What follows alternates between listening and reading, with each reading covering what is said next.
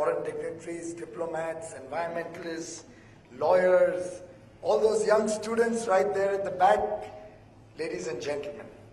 I'm carrying this mobile not because I'm going to show you any of my apps, just to make sure I stick to my 7 minutes allotted to me. And my time starts now. In some sense, it's very appropriate that Justice Swatantra Kumarji regularly holds these discussions to come up with newer ideas and bring back the focus of all of us on this very sensitive and important subject. In fact, the other day I heard someone say, imagine if trees gave off Wi-Fi signals. How many trees we would have planted by now on this earth? Probably we wouldn't need to save the planet. That itself would have changed the way the world works. Too bad they only produce oxygen, which helps us breathe and live. But truly, we are living on this planet today as if we have another planet to go to later. And it's time that the entire world recognizes that climate change, which is caused ultimately by humans, needs to be addressed. And it's only we humans who can address this challenge. Environmental pollution, degradation of natural resources, ultimately cost society. And the largest cost to society is caused to the poor of the country, to the vulnerable sections of society, lost incomes, ill health. And therefore it's very imperative we as a nation conspire together to do something about this. In fact, it's very appropriate that we executed the Paris Agreement on Mahatma Gandhi's birth anniversary. Mahatma Gandhi, in fact, in 1911, had used the phrase economy of nature. And it brought out the deep sensitivity and understanding that Mahatma Gandhi had on this subject. He understood that we need to balance nature's supply and the demand of human existence. He had once said, Earth provides enough to satisfy every man's need, but not every man's greed.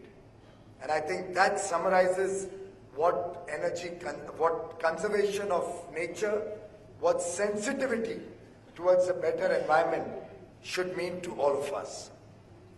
In fact, in this government, over the last 3 years, we have tried to take a 360-degree holistic approach to matters of energy, to matters of environment, and balancing the needs of energy on a growing economy with the commitment that this nation has to protect and save the environment and leave behind for the next generation a better world to live in, a better planet to be in, because as Justice Swatantra Kumarji also often says, after all, we are all trustees on this planet.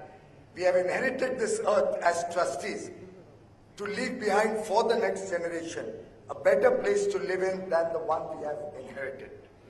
We have tried to focus on energy conservation. A simple program like the LED project, where we are replacing all the lighting load of the country with LEDs, will reduce carbon dioxide emissions by 80 million tons annually. While of course it's economically a very prudent project, it saves the consumers 40,000 crore rupees in their electricity bills annually.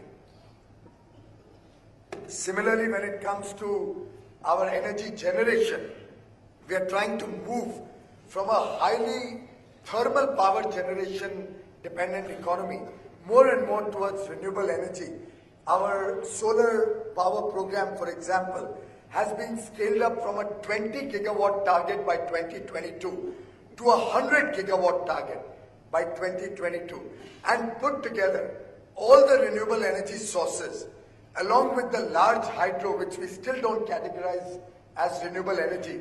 India will have 225 gigawatt of renewable and clean energy sources by 2022. Not just a target, but a target on which we are relentlessly working, pursuing religiously to achieve. And I can assure all the distinguished ladies and gentlemen here that all the commitments and contributions we promised at Paris will not only be met, but will certainly be exceeded by this government, by the people of India, by the efforts of all of us in this room put together.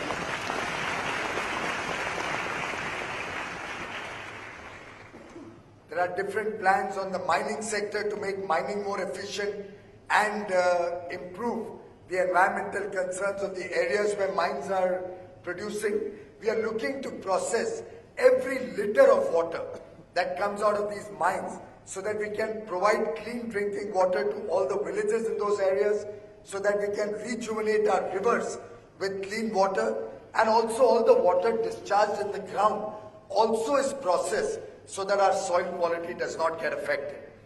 In the thermal power generating plants, we have mandated that if there is any wastewater processing in a 50-degree radius around a thermal plant, they will compulsorily have to use the recycled wastewater in the thermal generation so that the clean water can be available to serve the people of the cities, of the towns in and around the thermal plants. And we have mandated that every bit of waste that is processed and electricity is generated will compulsorily be purchased by the state discoms, so that waste, which is a serious problem in the country, large amounts of food waste, large amounts of other waste that is generated in the country, gets processed rather than going only to the landfills.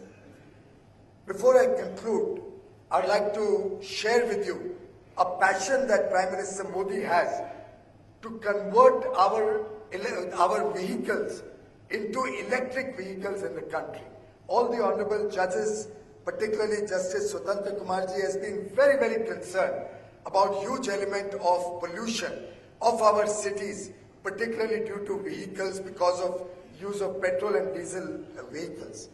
The Honorable Prime Minister has directed a group of senior ministers to lead the initiative to convert and to make sure that come 2030, if not all, at least most of the vehicles that we use in this country are powered by electricity, and the potential of moving all our vehicles into electric vehicles, ladies and gentlemen, is to reduce the consumption of petrol and diesel by about $100 billion every year, saving us precious foreign exchange, saving us from dependence on import of petroleum products, and also reducing the pollution of our cities literally by 80 or 90% through conversion into electric vehicles.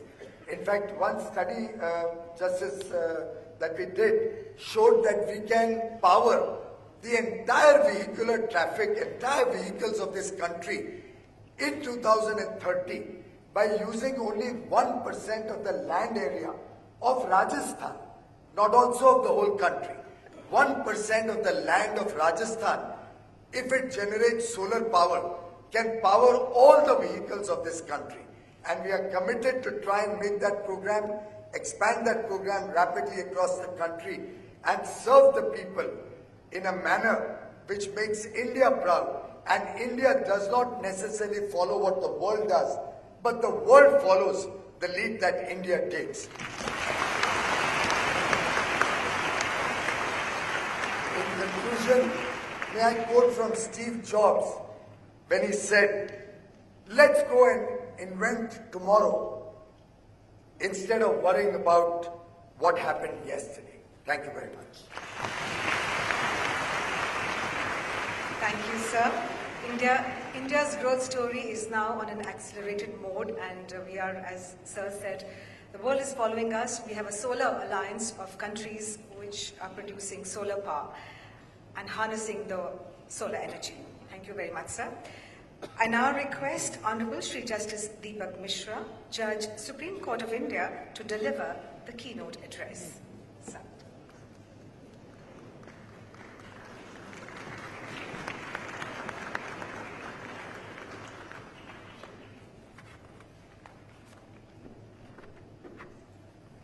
Shri Rajnath Singh, Honorable Union Minister for Home Affairs, Shri Piyush Goyal, Honorable Minister of State of Power, Coal, New and Renewable Energies and Mines, Honorable Mr. Justice Swatantra Kumar, Chairperson, National Green Tribunal, Mr. Ranjit Kumar, Solicitor General of India, Mr. Ajay Narayan Jha, Secretary Minister of Environment, Forest and Climate Change, Mr. John Wood, Assistant General Counsel, ADB,